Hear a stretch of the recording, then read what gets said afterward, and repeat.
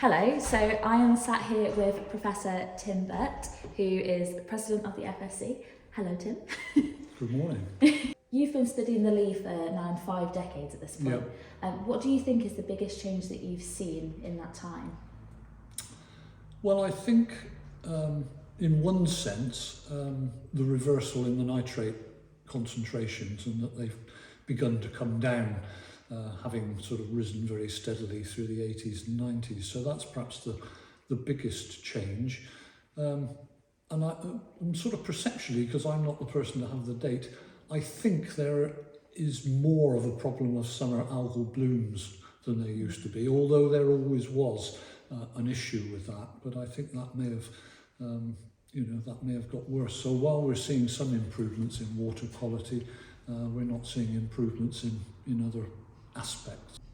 So obviously the Ley is fed by multiple streams. What would be the effect of, say, one of those streams becoming polluted? Well, I'm a bit worried about Blackalton sewage works at the moment, because you may know there's a lot of interest nationally on sewage spills, particularly those that happen in dry weather rather than when there's been rainfall.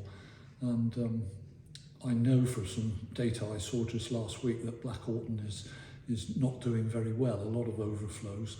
And that's worrying, because that could be bringing pollution into the Ley more than we need. So I think we're always vulnerable to pollution in any of the influent streams, and that's always a risk. How important is it to have such a long-standing record at Slapton Ley? Oh, I think long records are really important for quite a number of reasons. We've got the water quality data, which tend to go from 1970, and they, long data sets allow you to, test hypotheses. They often spark new questions because things crop up in the data that are new and different. And sometimes there are rare events. I mean, something like the 1976 drought, is a rare event within a long record. So long records are really important for, for monitoring what's going on and raising new questions. We have weather data here from 1960. So we've got 60 years of climate data to go alongside all the hydrology and water quality data. And I was looking yesterday, and if you just put a linear regression through the 60 years of data, Slapton's warmer by more than 1 degree centigrade than it was in 1960s. Now 1 degree C doesn't sound very much within a sort of rather noisy record of seasons and different sorts of years, but 1 degree centigrade is a lot. We're trying to keep below 1.5, and Slapton in 62 years is already at 1.2.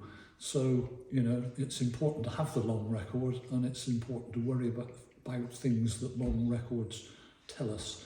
And just to finish off on that theme, 2022 was the second warmest year on record at Slapton, and most of the warmest years are this century. So we're in a period of climate change, and that has implications for all sorts of things.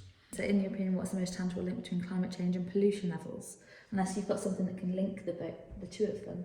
Well, I think no doubt the nitrogen cycle is operating a little more briskly in a warmer world. The other thing is that Slapton has got a bit wetter in the last 60 years, and that probably means more winter runoff in particular, and that means more nitrate probably coming through into the Ley, all other things being equal. But the fact that it's in a sense getting wetter but the nitrate levels are falling means that whatever's being done to limit nitrate pollution is having some benefit. So that's good. But yeah, we're dealing with a complex system where you've got to worry about the amount of water, the temperature, and other aspects. I was going to say, I wonder if it might be worth talking about obviously land use and how it's not necessarily the nitrates that are being used now, because obviously there's now limited use. It's the wetter it is, the more of those historic nitrates become an issue. Well, there's not much storage of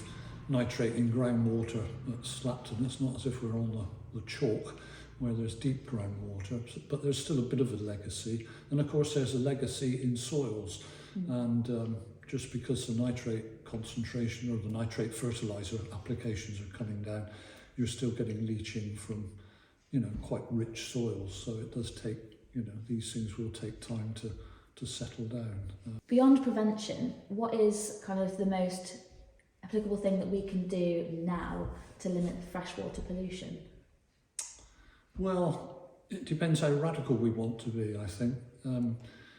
We could be very radical, and some people have suggested dredging the higher Ley and putting that sediment out to sea where it was going anyway, and so that the higher Ley comes back as a sort of buffer for the lower Ley. And if you think that's too much interference with nature, then you've got to think about other things. So it's probably, it's good that the nitrate application rates are coming down. We perhaps need more buffer zones in the catchment so that water has a chance to interact with sort of wet soils where the nitrate can be taken up before it gets into streams. So, maybe something like buffer zones would be a good idea. The big legacy that we've got is that in terms of phosphorus pollution, which may be driving in some respects the algal blooms, there's a lot of phosphate bound to sediment in the Ley, and so there's going to be quite a long period when that phosphate comes back into solution and keeps driving the pollution. That's not the only issue, because I think the reason we get these blue-green algae is because the whole eutrophication in the Ley means that the nitrate levels fall in summer, which sounds as if it's good, but that then encourages blue-green algae because they can fix the nitrogen themselves. So it's a complex system, even though it seems, we're just dealing with the Slapton catchments and one lake. It's still a pretty complicated system, even before you start worrying about, fish and plants and, eels and so on. And I start worrying about my dog with blue-green algae, of course. So you should. Very toxic. Yeah. Quite a few people don't understand actually how bad the algae is. I see dogs off the leads all the time. Yeah. Well, and it's why farmers can't graze their cattle on the Ley anymore, because it's just too dangerous. At least in summer, probably all right in the winter, but certainly not in the height of summer. How can people get involved? So obviously you can volunteer and do water quality testing. How can people do that? Well, that's quite important, I think, because COVID caused a bit of a break in the stream water sampling, which is a shame, but there it is. I think we've still got a bit of Environment Agency data and some odds and ends of Slapton samples, but the fact that the water quality sampling is getting going again, and that's being driven by volunteers and citizen science, that's a really good thing, I think.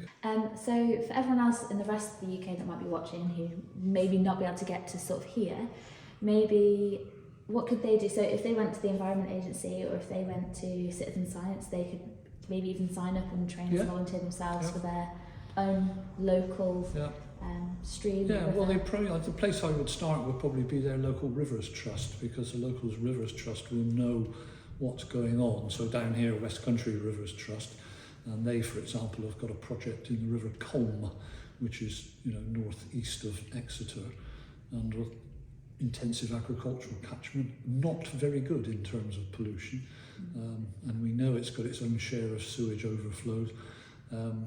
And I do my bit once a month there and sample the stream that runs past Tiverton Parkway railway station and send it off, the results when I've done it, and it adds to the database. So I think that anybody who thinks, I could, I'd like to make my share, start with your local Rivers Trust and see if they can point you to a project, and I bet they can.